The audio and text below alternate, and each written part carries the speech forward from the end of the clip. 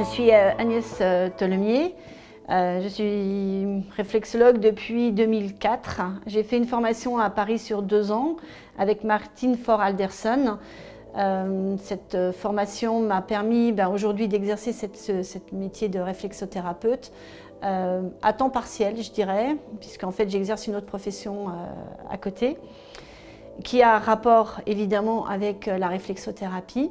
J'ai été formée sur 2 ans à raison d'un week-end par mois de 2 jours avec une remise d'un mémoire. Et nous avions des terrains de stage à Curie en cancérologie.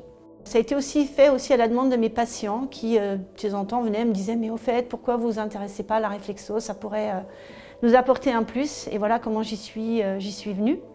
Aujourd'hui, je prends vraiment plaisir à exercer cette profession qui est aussi qui va dans un sens tout à fait actuel de prévention pour la santé et qui est aussi une remise en circuit des énergies et qui prend la totalité de la personne et non pas des secteurs, mais vraiment une vue globale, holistique du patient. C'est ça qui me plaît le plus en réflexothérapie. Donc là, je vais vous montrer comment se déroule une séance de réflexothérapie qui peut varier entre une demi-heure et 1 heure en fonction de l'âge du patient et de son souhait. C'est une façon de se concentrer, de revenir sur soi.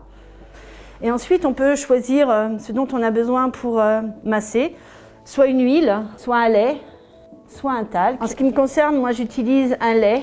Alors j'en mets copieusement sur mes mains. On va entrer en contact avec le pied de la patiente et on va commencer par des manœuvres de relaxation.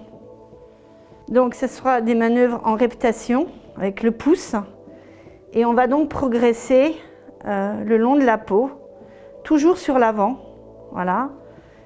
Et là on descend le long de la colonne vertébrale pour arriver jusqu'au coccyx. On relâche, on ne quitte pas la peau, jamais. On redescend, on fait cette manœuvre plusieurs fois, donc toujours en reptation. En réflexothérapie, on divise le pied en 3 zones. La première zone est une zone transversale qui va de première tête méta jusqu'à la 5e. Ça sera ce qu'on appelle la ligne de tête. La ligne qui va partir de la base du premier méta jusqu'à la base du 5e, qu'on appellera la ligne de taille, et la zone inférieure du talon, juste au-dessus du talon, qu'on appellera la zone du talon tout simplement. Et dans ces espaces vont se situer les différents organes, les zones réflexes des organes. Par exemple, on aura ici le rein. Ici, on aura tout ce qui est sinus, tête, nez, œil. Poumon, dans cette zone très charnue. Et puis ici, petit bassin, la zone du petit bassin.